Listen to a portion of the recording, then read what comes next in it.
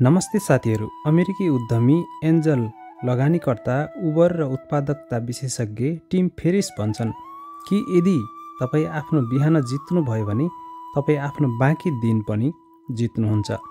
तर यदि तपाईँले आफ्नो बिहानको सुरुवात गलत तरिकाले गर्नुभयो भने तपाईँको हरेक दिन र लामो समयमा तपाईँको जीवन नै बर्बाद हुन सक्छ। किनभने तपाईँले हरेक बिहानको सुरुवातमा के गर्नुभयो त्यसैले तपाईँको पुरै दिन कसरी बित्छ भन्ने निर्धारण हुन्छ।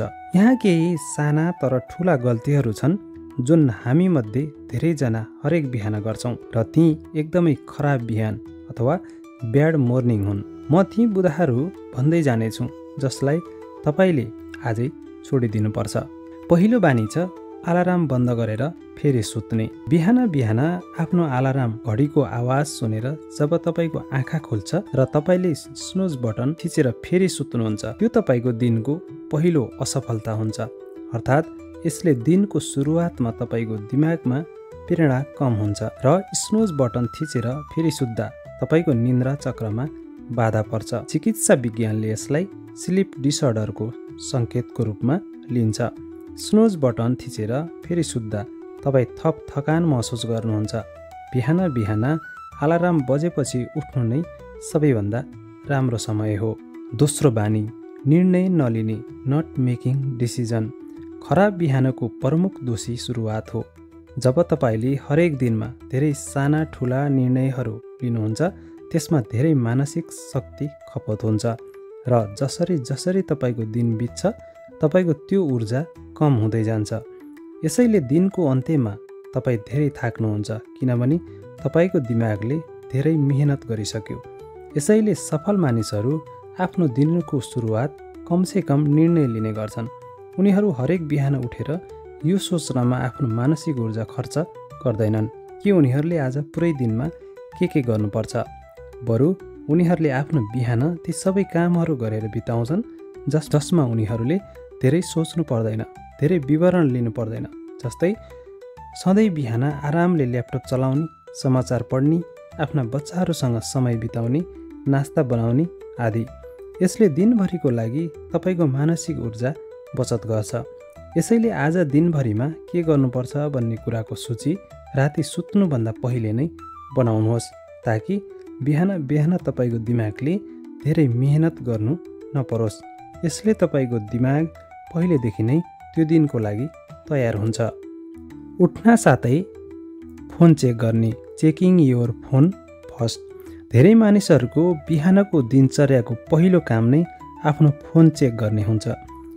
आइडिसीको एक अनुसन्धान अनुसार 80% मानिसहरूले आफ्नो बिहानको पहिलो 15 मिनट फोन चेक गर्नमा बिताउँछन्, जुन एकदमै राम्रो बानी होइन। सधैँ बिहान सबैभन्दा पहिले फोन चेक गर्दा समस्या यो हो कि फोन उठाएर हामी केही यस्तो गर्दैनौँ जसले हामीलाई राम्रो लाग्छ वा हामी हाम्रो दिनको सुरुवात गर्न अधिक उत्साहित हुन्छौँ। बरु मानिसहरू बिहान उठेर सामाजिक सञ्जाल प्रयोग गर्छन् जसले गर्दा आफ्नो जीवनलाई साथीहरूको जीवनसँग अवचेतन रूपमा तुलना गर्न थाल्छन्। उनीहरूले बिहान बिहान जे सामग्री हेर्छन् त्यो उनीहरूको मनस्थिति र दिनको मुडलाई निर्धारण गर्छ। जबकि तपाईँले बिहान उठ्न साथै कसैको थप सोचलाई आफ्नो दिमागमा घुस्न दिनु हुँदैन, बरु दिनको सुरुवात आफ्नै विचारहरूसँग शान्त तरिकाले गर्नुपर्छ। चौथो बानी ओछ्यान नसजाउने, नट मेकिङ योर बेड। बिहान उठेपछि सबैभन्दा पहिलो काम तपाईँले के गर्नुपर्छ भने सबैभन्दा पहिलो आफ्नो ओछ्यान सजाउनुहोस्। साथीहरू, जीवनमा सक्षम हुनका लागि अनुशासित जीवन बिताउनु धेरै महत्त्वपूर्ण छ र बिहान तपाईँले जे काम गर्नुहुन्छ त्यो तपाईँको पुरै दिनको लागि प्रेरित गर्छ। यदि तपाईँले बिहान बिहान आलस्य गर्नुभयो, काम लटार्नुभयो भने तपाईँको बाँकी दिन पनि त्यस्तरी नै बित्छ। यदि तपाईँले बिहान उठ्न साथै आफ्नो ओछ्यान सजाउनुभयो भने यो सानो बानीले तपाईँलाई एउटा महत्त्वपूर्ण रूपमा फरक व्यक्ति बनाउनेछ। ओछ्यान सजाउँदा तपाईँको जीवन बर्बाद त हुँदैन, तर यो गर्दा तपाईँको जीवन सुव्यवस्थित हुन सक्छ। किनभने यही सानो बानी सेनामा पनि सधैँ गराइन्छ। पाँचौँ बानी पानी नपिकनै बस्ने। एउटा सामान्य मानव शरीरलाई हरेक दिन 3-4 लिटर पानीको आवश्यकता हुन्छ।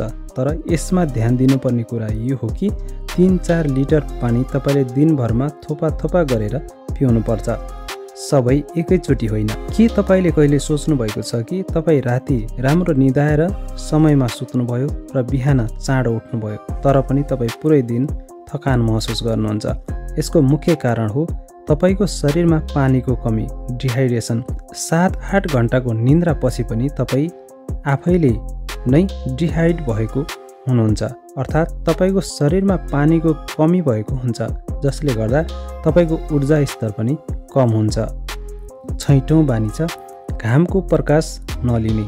राति सुत्दा जति सानो प्रकाशले पनि तपाईँको निन्द्रामा बाधा पुर्याउँछ, किनभने प्रकाशले तपाईँको मेलाटोनिन हर्मोनलाई कम गर्ने काम गर्छ र बिहानको तेज घामले तपाईँको दिमागमा मेलाटोनिन र सेरोटोनिन हर्मोनहरू स्रावित हुन थाल्छन्।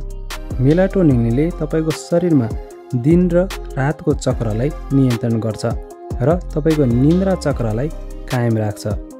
सेरोटोनिनले तपाईँको ऊर्जा स्तरलाई बढाउँछ र तपाईँलाई सकारात्मक र उत्पादक बनाउँछ। हरेक बिहान 5देखि 10 मिनटको लागि घामको सेवन गर्दा तपाईँको शरीर पूर्ण रूपमा जागृत हुन्छ। तपाईँलाई भिटामिन डी को खुराक मिल्छ र तपाईँको मुड पनि राम्रो हुन्छ। 7औं बानी चिनीको सेवन गर्ने। बिहान उठेर चिया वा कफी पिउने हामी सबैको बानी हो। यो बिना धेरै मानिसहरूको बिहान हुँदैन। बिहान चिया वा कफी पिउँदा तपाईँको ऊर्जामा एउटा धक्का आउँछ र तपाईँको निन्द्रा हराउँछ। तर यो ऊर्जा जति चाँडो आउँछ उत्तिकै चाँडो खपत पनि हुन्छ, किनभने चिनीबाट आउने ऊर्जा अस्थायी हुन्छ, जसको पछि तपाईँलाई अर्को चिया कफी पिउने आवश्यकता पर्छ। र अनुसन्धानहरूले देखाएको छ कि धेरै चिनी शरीरमा लिँदा समयका साथै तपाईँ थकान महसुस गर्नुहुन्छ र धेरै चिनीले तपाईँको एकाग्रता र फोकसलाई पनि कमजोर गर्छ। 8औं बानी छ बिहानको खाजा छोड्ने। हामीले सुनेका छौँ कि बिहानको खाजा दिनको सबैभन्दा महत्त्वपूर्ण खाना हो। यसको कारण यो हो कि जब तपाईँले खाना खानुहुन्छ तपाईँको शरीरले त्यो खानालाई पचाउन एउटा प्रक्रिया बिताउँछ, जसले तपाईँका शरीरका प्रक्रियाहरूलाई सक्रिय गर्दछ, जसको पछि तपाईँलाई केही गर्ने ऊर्जा मिल्छ। यसैले यो जरुरी छ कि तपाईँले हरेक बिहान आफ्नो नास्ता जरुर गर्नुहोस्, ताकि कामको लागि घरबाट निस्कदा तपाईँको शरीरमा ऊर्जा रहोस्। साथै अनुसन्धान अनुसार जो व्यक्तिहरूले सधैँ बिहान भरिपूर्ण नास्ता गर्छन् र राति हलुका खाना खान्छन्, अर्थात् बिहान धेरै खान्छन् र राति कम खान्छन्, ती मानिसहरूले बाँकी मानिसहरूको तुलनामा दोब्बर क्यालोरी पाउँछन्। 9औं बानी खाना खाएपछि मात्रै दाँत सफा गर्ने। Brushing your teeth after breakfast.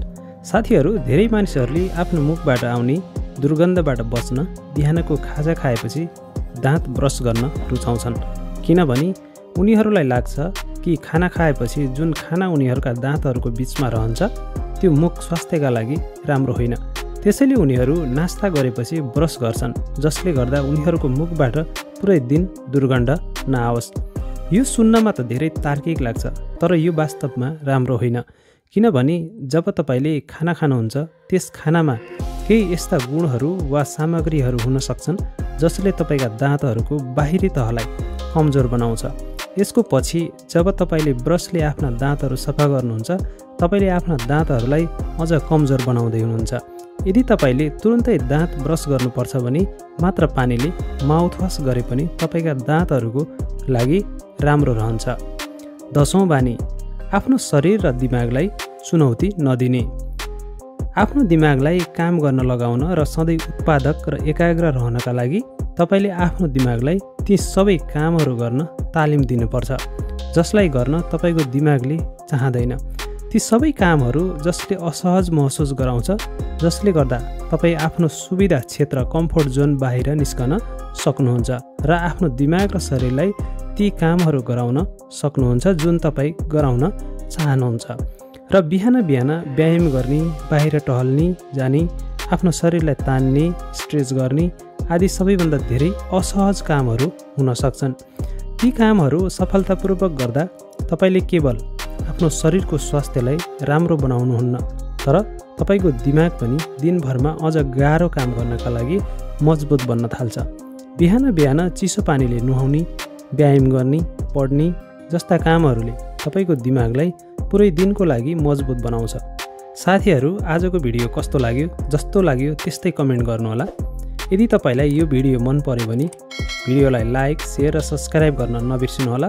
फेरि अर्को भिडियोमा भेट्ने नै छौँ। तबसम्मको लागि नमस्कार।